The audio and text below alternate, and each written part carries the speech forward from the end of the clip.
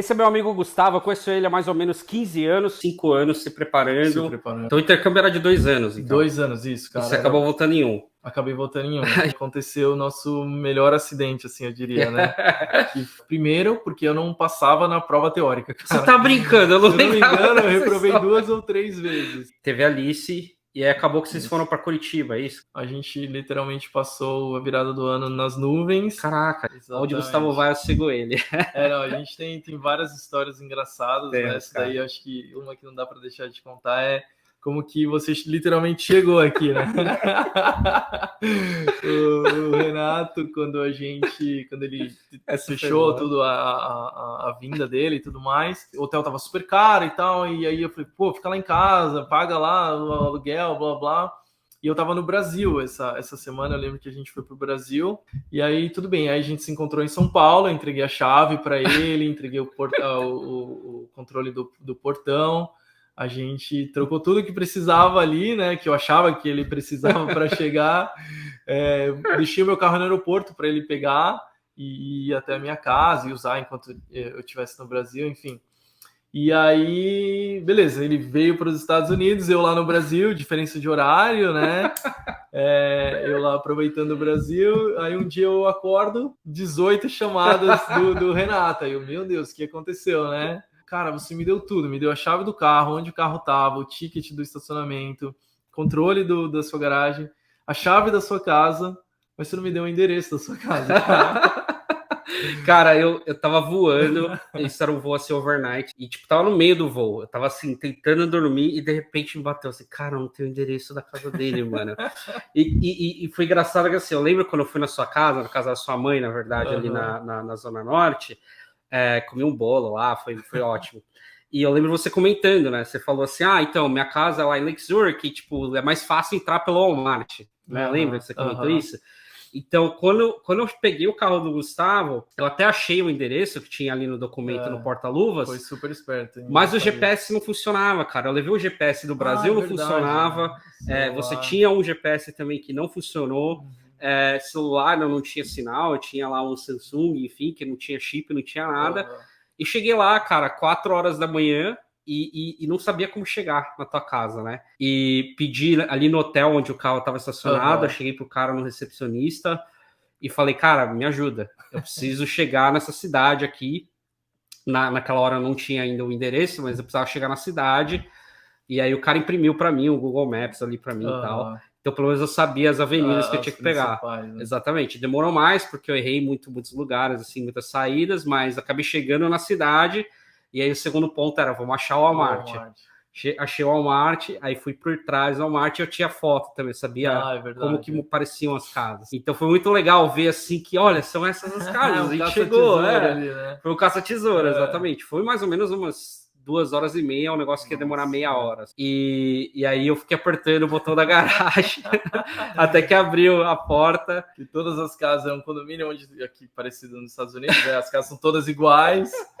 E aí ele teve a brilhante ideia de ir passando nas ruas e ir apertando o botão, acabou com a minha bateria lá, mas eu não imagino, eu não consigo imaginar a felicidade de ver um portão abrindo. Nossa, queria soltar rojão, cara. Se tivesse rojão ali, eu soltava, queria gritar, assim. E ela tava dormindo lá. E eu na caça tesoura, mas foi muito legal, cara. Foi muito engraçado. Essa história a gente vai contar pra sempre. Sem dúvida, cara. Foi muito bacana. Voltando na questão da diferente configuração, né? Você veio sozinho pra Philly e você veio com uma família, com a Alice, pequenininha lá para Lake Zurich, pro subúrbio de Chicago. Qual que é a principal diferença entre morar na cidade, né, num apartamento de um quarto? Tinha um quarto apartamento? Mesmo sendo grande, mas um quarto, assim, um estúdio, versus morar em Lake Zurich, no subúrbio. Quão maior era a sua casa? Quanto que você pagava, a diferença?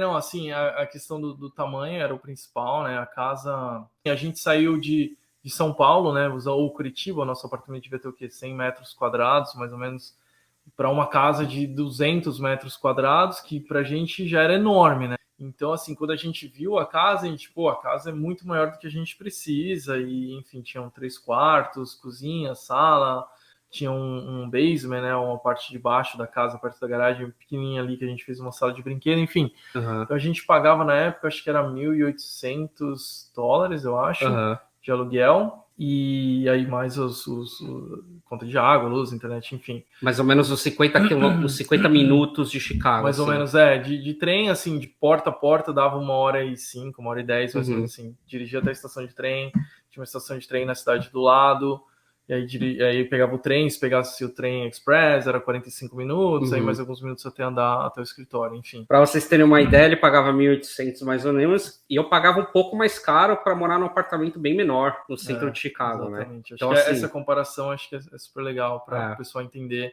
a questão do custo, né, de espaço, né?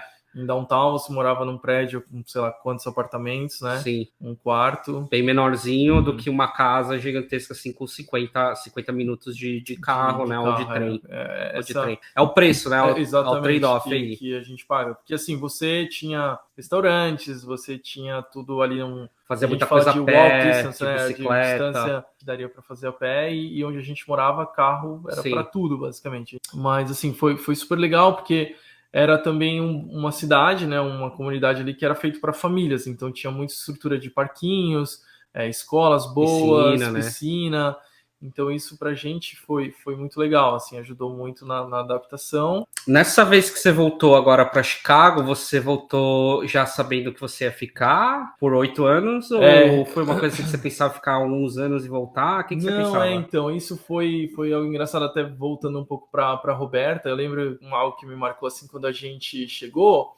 Aí acho que a primeira coisa que a gente perguntou, quanto tempo você está aqui, né, e tal. Eu lembro dela falar 10 anos, a gente, caramba, 10 anos, acho que, impossível ficar 10 anos aqui, né, cara, eu vou... Já passaram 8. A gente vai ficar no máximo 5, né, então a gente pensava, acho que 5 anos é um período legal, nossa filha vai estar numa idade legal, já vai ter aprendido a língua, a gente vai ter tido uma experiência legal, cultura, blá, blá, blá, experiência profissional, e aí acho que você deve ter passado por isso também, aí vai passando, passa o primeiro ano, o segundo... Aí foi chegando perto do 5º ano e a gente, não, acho que ainda dá para ficar mais um pouco, né? Acho que ainda tem mais algumas coisas que a gente quer conquistar e tudo mais. Vai só postergando, e aí cada vez fica mais difícil de voltar, eu diria. A gente vai criando raízes, né? Raízes, A gente vai se acostumando à cultura, né? Por mais que você tenha um plano de voltar para o Brasil, porque você tem família, você gosta do país, da comida, sente falta, enfim... o que acaba que a gente vai se acostumando, né, à cultura daqui, e acaba vendo alguns benefícios e acaba vendo algumas coisas que a gente não viveria sem, né? A gente ainda tinha mais uns 5 anos de visto, mais ou menos, a gente falou, pelo menos esses 5 anos eu acho que a gente fica por aqui, né? Tem isso também, o visto, né? Então aí a gente se consolidou ali em Chicago, foi uma época super legal, onde a gente amadureceu as amizades, você acabou se mudando para o subúrbio, teve filho, enfim... E aí a gente teve mais um filho lá que aí acabou nascendo em Chicago, e 2 ou 3 amigas estavam grávidas ao mesmo tempo, então iam no mesmo médico, então, sabe, tudo foi ajudando a se sentir mais segura. O que você vê, assim, de vantagem ou desvantagem de ter tido filho aqui versus lá no Brasil? Fora a questão óbvia da cidadania, tem um amigo em comum que ele me disse uma coisa uma vez super legal, que ele falou que para ter uma coisa, você tem que abrir mão de uma coisa, não dá para ter tudo, né? Verdade. Então, assim, nessa questão de ter filho, eu acho que, assim, a gente, apesar dos nossos pais terem vindo para cá, ajudar e tudo mais, mas a gente não tinha família ali, sabe? A família eram os amigos com quem você compartilhava as fotos, mandamos no grupo de família e tudo mais, mas quem estava ali vindo visitar eram os amigos e não a família, né? Não era o seu irmão. O suporte da família, principalmente no começo, exatamente, é bem diferente. Essa parte foi muito dura, assim, porque eu lembro que a gente foi para o hospital, foi eu e a Marina, e aí a minha filha ficou com os avós em casa, então no hospital ali era só eu e ela, então não tinha aquela coisa de... Lembra quando ela nasceu no Brasil, você enfeita o quarto, traz as lembrancinhas, não sei o que. Ali não, ali todo era... mundo olhando no vidro. Exatamente, era aquele negócio, sabe? Pô, aqui é mais frio. Pra nascer, tirar, arrumar, ir pra casa e... Sim, bem mais frio. E é isso, né, cara? Então, eu acho que essa é a principal diferença, né? Não ter o suporte. E assim, no nosso caso, a gente, desde a Alice, a gente mudou com ela muito novinha, né? Para Curitiba e depois para Chicago. Então a gente já estava um pouco acostumado com aquela coisa de só a gente. Mas assim, tendo mais um filho fica mais difícil, porque aí não dá para se dividir tanto, não dá para um ajudar com o filho e o outro ter um tempo livre, não, tá sempre um com um, então essa parte assim foi bem difícil, mas então... Você tem green card hoje, né? Você conseguiu o green card aí há 1 ano mais ou menos? 1 ano e pouco? 1 ano e pouquinho, 1 ano. E o green card basicamente permite que a gente fique aqui a nossa vida inteira, depois você perde a cidadania, enfim, mas Agora o visto já não é mais um limitador. O que você pensa sobre isso? Você pensa em ficar aqui a tua vida inteira? Você deixa em aberto? Pensa em voltar para o Brasil? Assim, aqui na vida nos Estados Unidos vão mudando os seus limitadores, né? Assim, antes a gente tinha essa questão do visto, né? Que você citou antes do Green Card, então que era ali, pô, se não sair o Green Card ou se uma empresa não quiser aplicar para o Green Card, tem que voltar, não tem o que fazer, né? Não dá para ficar fora aqui, do seu controle. Não vou querer ficar aqui, né? Eu brinco que eu vou me aposentar e morar no Brasil, mas eu, assim, no curto prazo, não sei que aconteça algo, assim, muito diferente, né? Não planejado, a gente dificilmente mudaria daqui. Eu acho que sua filha já tá com 11 anos? 10 anos, ela vai completar 10 anos agora, meu menino vai completar 6, então ela já tem amiguinhas aqui na escola, amigos, ela já não se vê muito, assim, na cultura brasileira, assim, não criticando, mas, assim, ela foi onde ela foi criada, foi como ela foi moldada, né? Então, ela, assim, quando a gente brinca que quando a gente vai pro Brasil, eles se acostumam rapidinho, em 1, 2 semanas já estão falando palavrão até, mas ela não se vê ali no dia a dia, sabe? É um lugar que ela adora ir, sente muita falta, fala toda hora que queria a família morando aqui, que sente falta dos avós, primos e tudo mais, mas ela não se sente parte, eu acho, daquilo ali, sabe? Sim. Então, eu acho que seria muito difícil uma mudança para lá, para eles se adaptarem. Eu acho que criança se adapta a tudo, mas enfim, seria um processo um pouco mais difícil, eu acho. Sem dúvida. A Marina brinca até que esses são os meus planos, não são os dela, né? Mas eu queria muito me aposentar, ir para Minas, morar numa roça e viver tranquilo lá no Brasil. Who knows, né, cara? A gente não tem muito controle das coisas, né? A gente acha que tem, né? Mas não tem. gente... Bacana. Fala um pouco da sua rotina aqui em Tampa. Hoje já há 9 anos nos Estados Unidos. Você trabalha, a Marina trabalha. Isso, tem a Alice com 10 anos, o Gustavinho com 6. Como é que... Quase 6, né? Como é que tá? A nossa corrida nosso dia a dia acho que é muito parecido com o seu e com quem tem filhos, né? Aqui, especialmente a gente que não tem a família para ajudar, né? Então, a minha esposa trabalha, eu trabalho, a minha esposa ela trabalha em downtown aqui em Tampa, né? E eu troquei de emprego há pouco tempo e eu tô trabalhando em outro estado, no estado aqui perto, na Georgia, ali perto de Atlanta, no subúrbio. Então a gente está numa rotina muito doida, assim, eu diria, nesses últimos meses, que eu tô viajando algumas semanas do mês, a Marina fica sozinha aqui com as crianças, tem que se virar e trabalhar, levar as crianças na escola de manhã e trabalhar. Ela trabalha de casa 3 vezes e 2 vezes no escritório na semana. Então, quando eu tô aqui, eu consigo ajudar, a gente leva as crianças para a escola juntos, eu busco eles na escola, tem as atividades das crianças, né, futebol, dança, enfim. Então o dia a dia é muito corrido, né, arrumando as crianças para ir para a escola, trabalhar, buscar na escola, fazer comida, fazer a janta, atividade que eles fazem à noite, volta para casa, toma banho, arruma para dormir e começa de novo, né, aquele ciclo sem fim que é muito cansativo, mas ao mesmo tempo vai passando, né? Enfim, é muito corrido. Mas Tampa é uma região muito legal, assim, a gente gosta muito daqui. Essa é a nossa rotina no dia a dia, de segunda a sexta. E de final de semana aqui a gente brinca que em Chicago a gente se via quase todo final de semana, a gente estava sempre fazendo alguma coisa, e aqui tem tanta coisa para fazer que fica difícil de se ver, né? E isso acho que atrapalhou ou ajudou, sei lá, a gente fez menos amigos aqui, né? A gente não tem um círculo de amizade como a gente tinha lá em Chicago. Aqui a gente, um final de semana você tá na praia, um final de semana você tá nos parques em Orlando, um final de semana você quer ficar em casa, não quer fazer nada, e aí talvez um outro final de semana você vai se encontrar com alguém e vai fazer alguma coisa. Então, a vida é muito corrida aqui, né? Então a gente acho que é um pouco da fase da vida também, né? A Alice maior e tal. Eles têm as atividades deles, a Alice ela faz dança, o Gustavinho faz futebol, karatê. Bacana. Gu, estamos chegando aqui no final. Parte finalzinha aqui, eu vou falar uma palavra que você entende como uma pergunta rápida. Você responde Brasil ou Estados Unidos. Tá legal. E quiser explicar o porquê um pouquinho, você fala. Fechado. Então, legal, família. Cara, família é difícil, né? Difícil é Brasil e Estados Unidos, né, cara? Porque hoje, assim, família, ainda mais a gente mudando para um lugar que é só a gente sente cada vez mais que a família é sua esposa e seus filhos, né? Então, família Estados Unidos, mas com certeza com o coração partido com a outra metade no Brasil. Você é bem ligado à família lá, né? Tem bastante cara, família lá em Minas. A pandemia foi algo que machucou bastante a gente, né? A gente ficou preso aqui, né, por alguns anos, não tivemos oportunidade de ver os familiares por 2 anos, então foi bem complicado. Então, a família é bem importante, cara. Segurança. Com certeza, Estados Unidos. Difícil falar. A gente sente melhor aqui, né? Não é perfeito, né? Tem todos os problemas, principalmente nas cidades grandes, tem violência, tem tudo, mas onde a gente mora... Eu já conto essa história, galera. Mas enfim, cara, difícil de comparar, né? Comida. Brasil, né, cara? Aí é difícil de comparar também, tem como comparar, do hambúrguer, a pizza, sushi, tudo Brasil, cara. Viagens. Hoje a gente brinca que a gente acaba viajando mais pro Brasil do que aqui, né? Então, assim, eu acho que hoje Brasil, mas a gente tá tentando mudar cada vez mais para os Estados Unidos pra gente conhecer mais e mais aqui, né? Acho que isso é a mesma. Férias. Férias, a gente brinca que quando a gente vai pro Brasil não é férias, né, cara? A gente volta mais cansado do que a gente foi. Isso que você tem família em Minas. Exatamente.